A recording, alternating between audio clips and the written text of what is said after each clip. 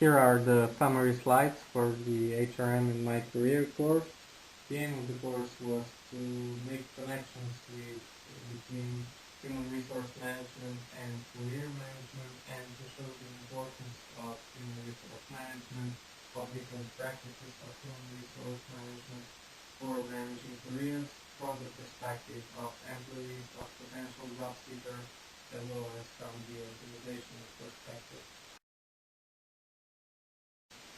The first session looked at employees, people, as a potential source of competitive advantage.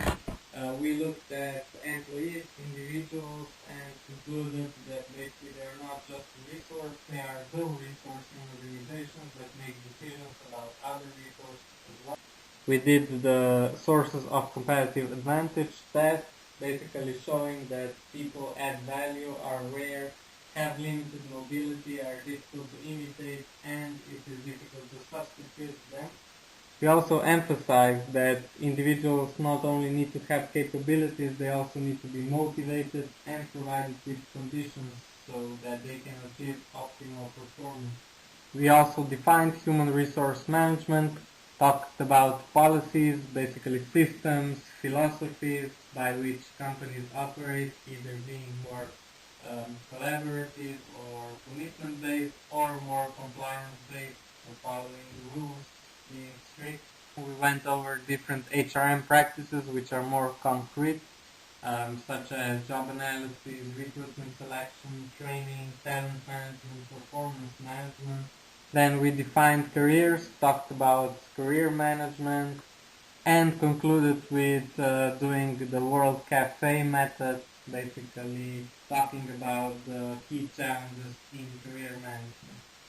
The second session focused on the psychological perspective of career management, looking deep into the personal psychological characteristics of employees.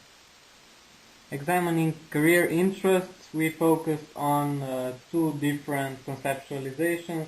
First one is related to Shine's career anchors. These are basically the things that make you drive, make you want to have in the career, such as either you're more technical, functional, general, managerial, entrepreneurial, creativity, and so on. The second model is based on Campbell's Career Interest and Skills Survey. It presents seven different factors that mostly talk about the process of what is important for individuals to have so that they can function within their careers, such as influencing, organizing, helping, facing, analyzing, and so on. We talked about the difference between objective and subjective career success. Objective meaning more emphasized by the culture, by the society, such as education, hierarchical level, status in organizations, whereas subjective career success is more personal, perceptional, basically dependent on what is important for the employees or individuals themselves. We also talked about career resources, so basically knowing people, valuing the knowledge or the resources that others can bring to us in developing our careers. And finally, we did the business model generation based technique that's called the personal business model canvas. It applies to the entrepreneurial perspective to how we can advance our careers. Basically, it talks about key partners, who helps you, what you do, how you can help, how you interact, and the aim of this exercise is to getting to know yourself, so that each individual knows what are the main drives in their careers, so they can accordingly steer their career and ultimately next moves in that career. The third session still stayed at the individual level and focused on staffing, basically on two different processes within the huge staffing process, which are recruitment and selection. We talked about why is it so difficult to find the actual right employee for a specific position. We first talked about recruitment, which is the process of generating a pool of qualified applicants for organizational jobs. We talked about recruitment from two perspectives, from the applicant, so prospective job seeker's perspective, as well as from the organizational perspective. We talked about recruitment sources, both internal as well as external ones. And finally talked about e-recruitment, so online recruitment. Then we proceeded to make the link between recruitment and selection. Talked about when would you like to have many applicants as opposed to when you would like to have very few suitable applicants. We want many applicants when you have very unspecialized open jobs, whereas you would like very few suitable applicants where you have highly specialized, highly skilled jobs.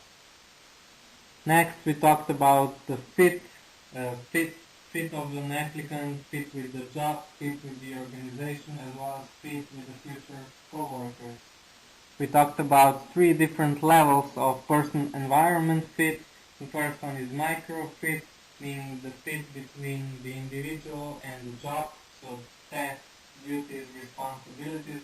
This mostly looks at individual differences in terms of capacities and different psychological characteristics of a prospective employee. The next group is the meso, so the fit between person and the group. It talks about the social component, how well an individual would fit with the existing employees. And the third perspective to fit is the macro perspective between a person and an organization, so how much an individual is in line, congruent with the organizational strategy and goals and philosophy of an organization. Next, we discussed different selection methods. First, related to documents such as CVs, then to background checking, we talked about different ethical considerations with regards to background checking.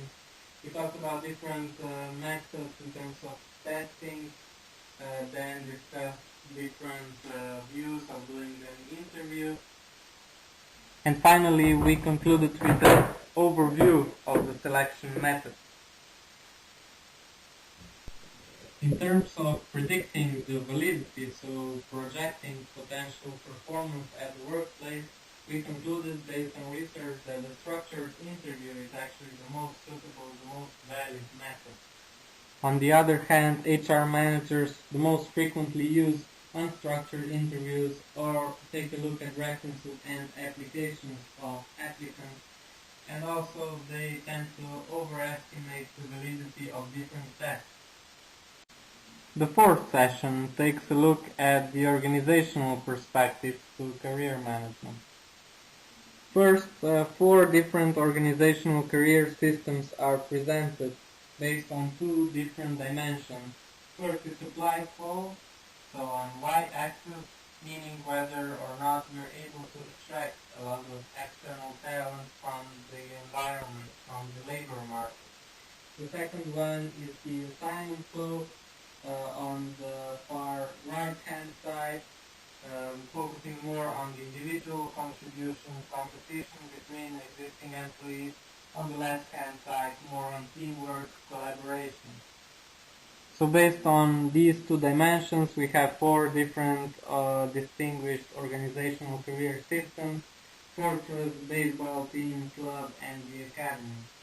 The academy is focused on high-quality human capital and developing internal human capital through, for example, scholarships, student work, individual training, individual development, basically individual personal development. In a club, trajectories, career paths are well known. The commitment is very high. The group work is emphasized, so people should work together in order to achieve final goals. High levels of retention are characteristics for such environment, meaning that ideally people should only leave if they retire.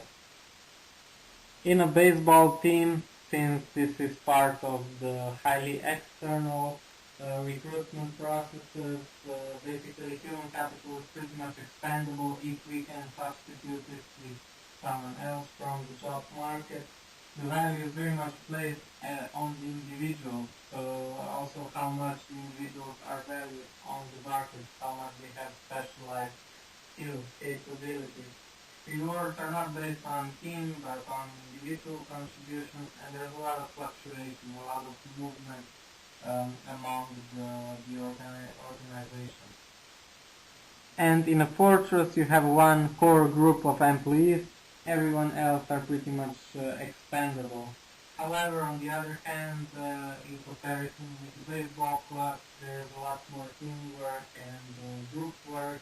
Seniority is respected, meaning that you can eventually shift from being expendable in and accepted into that core group of employees. If you're not part of the core team, you're pretty much expendable, and there are a lot of layoffs and letting people go. Next, we talked about training and emphasized that through training you can increase the individual employees' knowledge, to some extent also the competences. On the other hand, talent is something that you are pretty much born with, and talks about the potential that you have in terms of what you can achieve, can only be developed more through experience, not as much through training. We discussed the training process through 4 different stages. The first one is the training needs assessment, that looks at both the needs of an organization as well as analyzes individuals in the existing organization as well as potential individuals that we could attract. It also looks at the task and the mismatch in terms of the capabilities that we have in the organization. The second stage is designing the training, then delivering it, and then evaluating it. In terms of training evaluation, finally, we have 4 different stages. The easiest one is only evaluating the participant's reaction to it, usually through some surveys or questionnaires. The second one is actually increase in knowledge, so learning, usually through some tests, examinations. The third one is much more difficult, and it is to assess individuals' behavior, meaning whether or not the behavior at the workplace has changed due to training. And the final one is something that shows long-term, basically is the result in not only in individuals' behavior, but also in performance, not only necessarily at the individual level, but also at the group or even company level. We also talked about development, which is a much broader concept than purely training. Training is very much based on the actual workplace, on the particular job, whereas development is pretty much all the experiences that can help us to be better at our job, even potentially as we move forward in our career. Finally, we talked about the differences between mentoring and coaching. Usually coaching is much more specialized into one particular domain, such as public speaking coaches, whereas mentoring is perhaps more long-term and much broader in a sense in terms of guiding people through some experiences that mentors usually have also gone through. And finally, the 5th session, probably the most fun one, takes a look at modern careers and its implications. Takes a look at startups, flexible work, digital work, as well as some intergenerational relationships. First, we compare the 2 views on careers. The first one is traditional, more classic one, whereas the second one is called the Protean career, and basically describes the contemporary view of careers, which is much more boundaryless, mobile, interchanging. However, we can find in the Fortune 100 survey that actually there's quite limited evidence of boundaryless careers so far. Next, we talked about startups and human resource management in startups. There are quite a lot of specifics, such as the fact that you need to hire quite quickly as you accelerate the startup, that the results should be delivered as quickly as possible, that high performance and also high levels of stress are expected, and the focus also is clear. So there's a lot less time to develop individuals, to develop their careers, but they should pretty much perform immediately. There are also different roles in terms of job design in startups. We talked about 4 of them based on the study of Ismail from 2014. The first role is the visionary and the dreamer, the second one the customer champion, the third one the innovation architect, and the fourth one the rainmaker. In terms of flexible work arrangements, we saw that more than 75% of employees already have some sort of flexible work, such as telework, flexi-time, or part-time schedules.